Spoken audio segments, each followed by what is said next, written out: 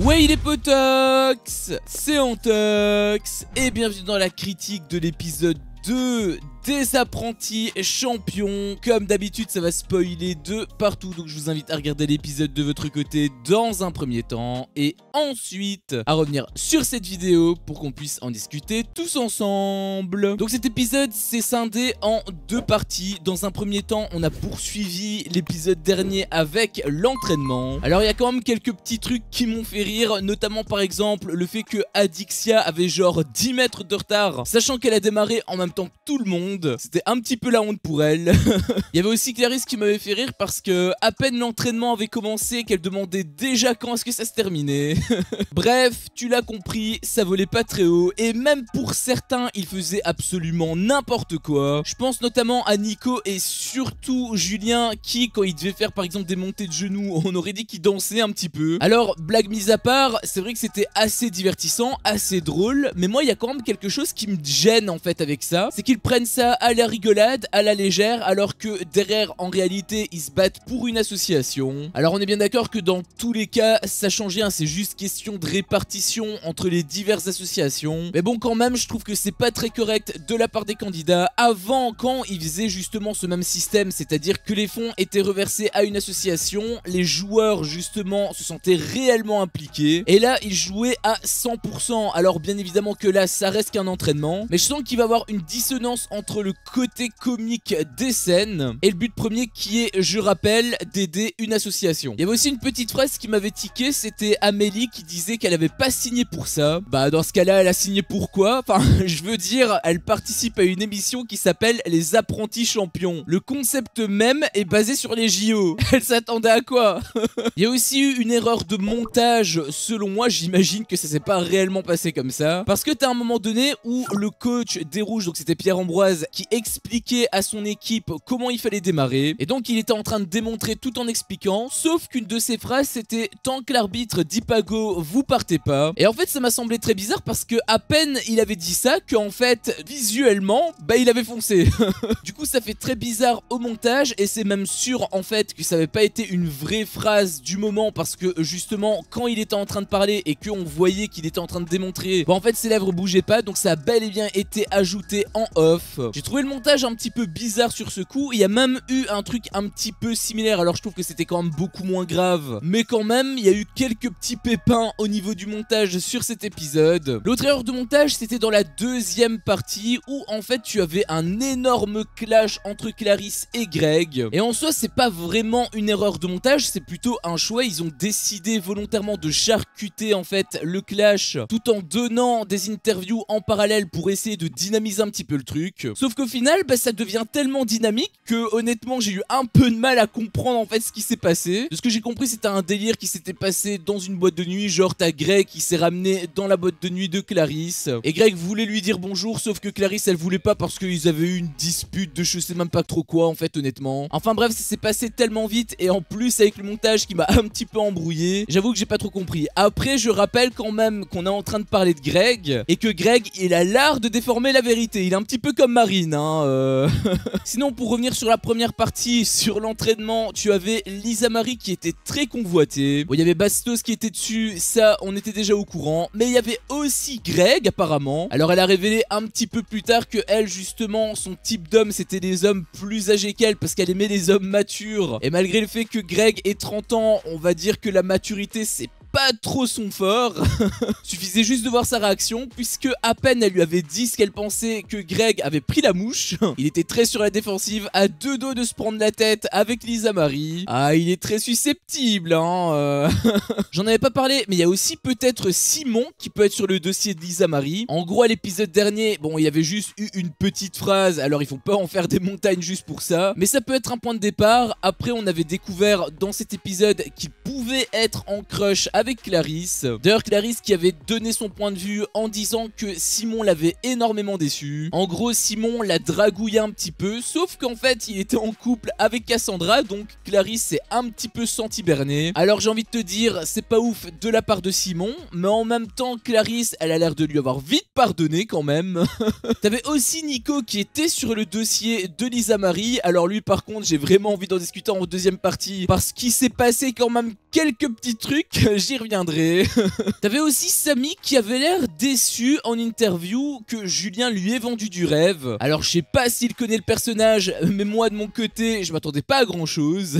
Et sinon pour terminer cette première partie, forcément quoi de mieux après un bon entraînement que de faire la fête. Et puis vient la transition entre les deux parties, et cette transition c'est bien évidemment la découverte de l'hôtel. Alors déjà j'ai eu une réponse à mes questions puisque l'hôtel est exclusivement réservé à l'émission. Alors ça c'était une question que je m'étais posée parce que habituellement ils sont dans des villas qui sont privatisées. Et le fait que Laurent ait parlé d'hôtel, bah ça m'a un petit peu surpris. Je me suis dit mais attends, mais ça veut dire qu'il va y avoir des visiteurs, on va avoir d'autres personnes en plus avec leur fameux carré là tout flou pour éviter d'avoir des procès au cul. Enfin je trouvais que ça aurait été vraiment pas beau à l'image, mais le fait que justement ils aient exclusivement réservé l'hôtel entièrement, bon du coup c'est quand même un petit peu plus logique. Après je trouve quand même que c'est pas ouf comparé justement à avant, puisque l'hôtel est très beau, hein, on avait vu c'était vraiment énorme, il y avait même une salle de sport, il y avait même une salle de massage. Alors là par contre j'ai eu un petit peu peur, je vais t'expliquer pourquoi après. Donc l'hôtel est très sympathique, très grand également, il y a pas mal de choses à faire, sauf que je suis désolé mais je trouve que c'est quand même nettement moins impressionnant qu'une villa énorme. Par exemple la villa de Power elle était très impressionnante. T'as même aussi d'autres villas dans des émissions qui sont pas forcément très compétitives, par exemple 10 couples parfaits, par exemple aussi les princes et princesses de l'amour. Je me souviens que cette villa était ultra belle, ils l'ont même réutilisé plusieurs fois, alors que là un pauvre hôtel, je suis désolé mais je trouve que ça fait un petit peu miteux quand même hein. Donc pour revenir sur la salle de massage, ce qui m'a fait un petit peu tiquer, c'est que j'ai une petite crainte, c'est qu'il fasse en fait un mix des Crosses et des Marseillais. Je m'explique, on avait déjà eu un job qui était déguisé mais c'était un job dans The Power, et en fait j'ai un petit peu peur qu'il fasse pareil, c'est-à-dire que par exemple t'as un mini-jeu et à la clé tu peux te faire masser par la personne de ton choix.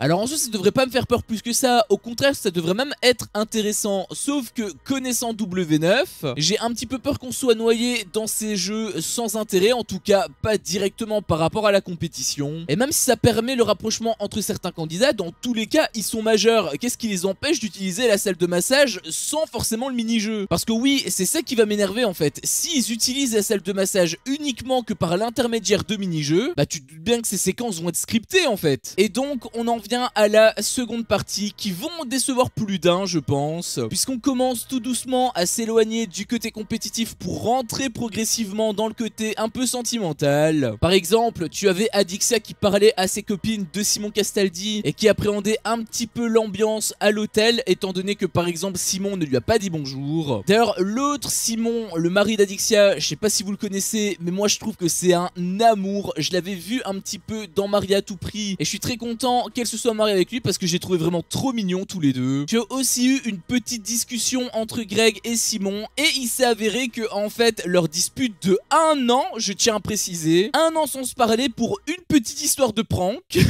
Alors je savais que Greg était susceptible mais à ce point quand même.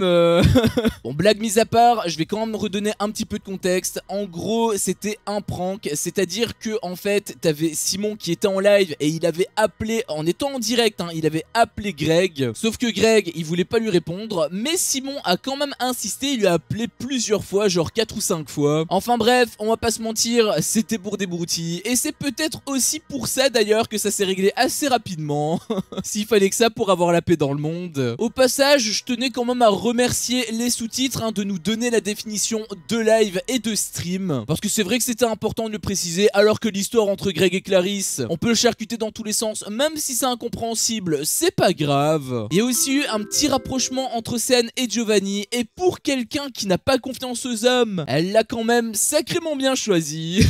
Bon après il y a eu une petite séquence inutile, puisque tu avais en gros Beverly qui échafaudait un plan pour déstabiliser Océane qui est dans l'équipe adverse. Alors ça c'était inutile parce que Joe avait révélé que en fait s'il voulait se rapprocher d'Océane, c'était pas uniquement par stratégie. Et ensuite on a eu une deuxième séquence inutile pour le prix d'un, puisque tu as justement Beverly qui est partie discuter avec Océane. Et en gros, elle sauçait un petit peu Giovanni vraiment pour lui dire il faut vraiment que tu fonces ma cocotte, il en vaut la peine. Et en fait, toute cette débauche d'énergie ne servait absolument à rien puisque Océane avait révélé que dans tous les cas, Joe lui plaisait depuis le début. Est-ce qu'on commencerait déjà à meubler après le deuxième épisode? Bon, après, il y a une petite phrase que Beverly avait dit qui m'avait fait beaucoup rire puisque pour encenser du coup Joe, elle avait dit Giovanni, c'est un mec sérieux. Je suis pas certain que Cassandra et Luana aient le même point de vue là-dessus, hein. Et puis, on en vient au plat de résistance. Nicolas qui a des vues sur Lisa Marie. Et donc, si je voulais le garder en dernier, c'est parce qu'il y a énormément de choses à dire là-dessus. Déjà, Nicolas qui se dédouanait un petit peu en disant qu'il savait plus comment y faire. Alors, comment dire il avait même dit que avant il était on the top. Alors, je sais pas si toi tu t'en souviens, mais moi je me rappelle très bien de la première saison du Cross, c'est-à-dire les Marseillais contre le reste du monde. Et en fait, dans cette saison, il s'était mis en couple avec Jessica Thivenin, sauf que c'était pas fameux niveau drague. Même Julien avait dit à l'époque qu'il savait pas trop y faire. Il avait même aussi été très timide, très fuyant, parce que à peine il y avait un truc qui le gênait, il se barrait direct. Il a commis également une énorme erreur, et quand je dis énorme erreur, pour moi c'est ses cartes rouges, hein. C'est exclusion du terrain, t'es viré du club, parce qu'il a osé parler de son mariage.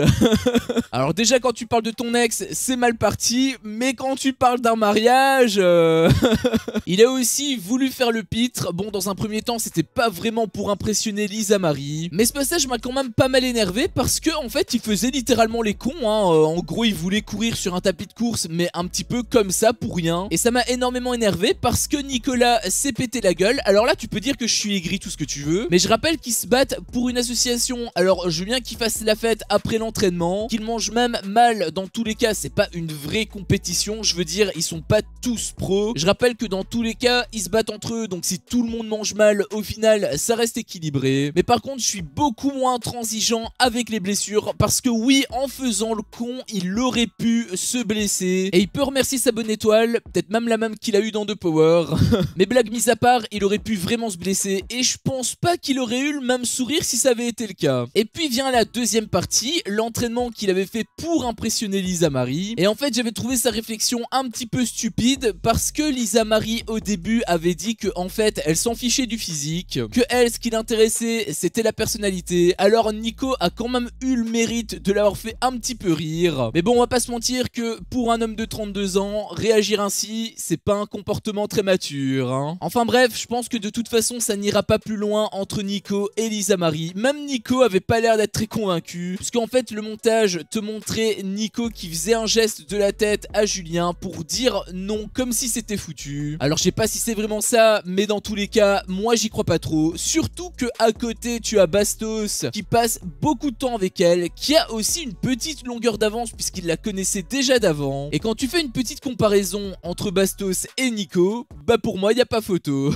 Enfin bref, c'était mon avis sur cet épisode. Un épisode que j'ai trouvé vachement mou quand même. Entre la première partie qui était un entraînement mais qui servait plus à rire qu'autre chose, et la deuxième partie qui était vraiment centrée sur les histoires d'amour. Alors moi j'aime beaucoup de toute façon les histoires d'amour, mais c'était quand même un petit peu mou du genou. Après on était vraiment centré sur Nicolas qui me faisait plus penser à un clown qu'à un Don Juan. Il y a aussi eu le côté léger qui m'a dérangé. Alors bien évidemment que c'est censé être une émission de divertissement, évidemment que ce sont pas des vrais professionnels et qui veulent s'amuser avant tout, mais c'est quand même la première fois où t'as des candidats qui se battent pour une association et qui la prennent à ce point à la rigolade. Autant quand c'est le cross et où à la clé il y a juste une coupe, ça me dérange pas, mais quand il commence à avoir des associations derrière, là pour moi le combat a une nouvelle dimension et devient beaucoup plus sérieux. Sur ce, c'est la fin de cette vidéo. Si mon contenu te plaît, fais-le moi savoir en me laissant un énorme pouce bleu. À chaque fois que je vois ça, je vois que mon contenu plaît et donc moi ça me motive à continuer. Si t'es pas encore un peu tox, qu'est-ce que tu attends pour me défoncer ce gros bouton rouge? N'hésite pas à activer la cloche pour ne rien louper et je te dis à la prochaine pour une prochaine vidéo. Ciao.